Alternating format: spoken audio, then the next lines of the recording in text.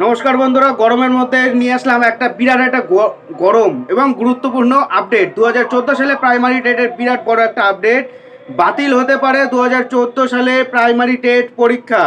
2014 সালে primary TET পরীক্ষা যদি বাতিল হয়ে যায় তাহলে কিন্তু যতগুলো নিয়োগ হয়েছে, অর্থাৎ 2014, 2016, 2020, 2022 প্রত্যেকটা প্রাইমারি টেট থেকে কিন্তু প্রার্থীরা কিন্তু 2014 সালে যারা যারা চাকরি করছে তাদের কিন্তু বাতিল হয়ে যাবে।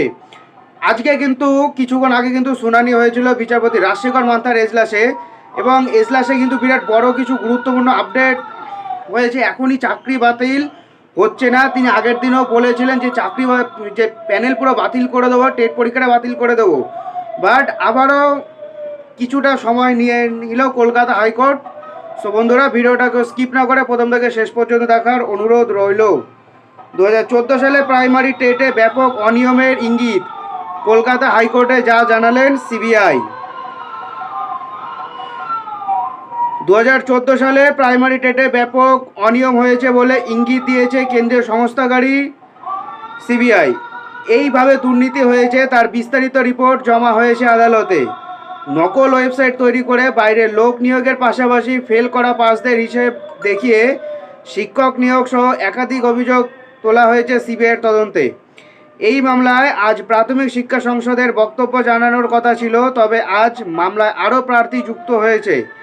কলকাতা হাইকোর্টের বিচারপতি রাজশেখর মান্থার এজলাসে এই মামলা চলেছে। 2014 সালে টেট পরীক্ষার পরে 2016, 2020, 2022 এবং 2024 সালে প্রাইমারি শিক্ষক পদে নিয়োগ হয়েছে। মোট 70,000 শিক্ষক প্রাথমিকে নিয়োগ হয়েছে। এই মামলায় শুনানি 8 সপ্তাহ পরে হবে।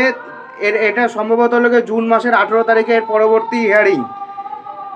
তবে তার আগে সব পক্ষকে হলফনামা দিতে হবে বলে জানিয়েছে আদালত। প্রাইমারি টেট পরীক্ষা মামলা নিয়ে বড় পর্যবেক্ষণ কলকাতা হাইকোর্টে। আদালত এদিন পর্যবেক্ষণের বিষয়টি উল্লেখ করে জানিয়ে দেয়, এই টেট মামলার ফল যদি নেতিবাচক হয় তাহলে তার উপর ভিত্তি করবে সমস্ত নিয়োগ মামলার অস্তিত্ব হারাবে। অর্থাৎ এই যে টেট পরীক্ষায় এটার ফল অর্থাৎ যে পর্ষদের কাছে তো কোনো প্রমাণিত নেই 2014 সালে টেট, যার ফলে 2026 সালে কিন্তু 2016 সালের 26,000 শিক্ষকের চাকরি প্যানেল কিন্তু পুরো কিন্তু বাতিল হয়ে গেছে। এই একটা কারণে যে পর্ষদের কাছে কেন কিছু রাখেনি, কোনো প্রমাণ রাখেনি। পর্ষদের কাছে জানতে চেয়েছে কে যোগ্য এবং কে অযোগ্য, তারা একটা লিস্ট করে পাঠিয়েছে।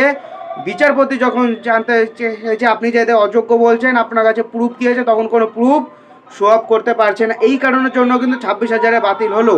আবার সেম এজ কারণে কিন্তু 2014 সালে টেটও কিন্তু বাতিল হতে পারে। সো আপডেট জানার জন্য আমাদের চ্যানেলটাকে সাবস্ক্রাইব করে আমাদের পাশে থাকুন। দেখা হচ্ছে পরের ভিডিওতে। ভালো থাকবেন সবাই।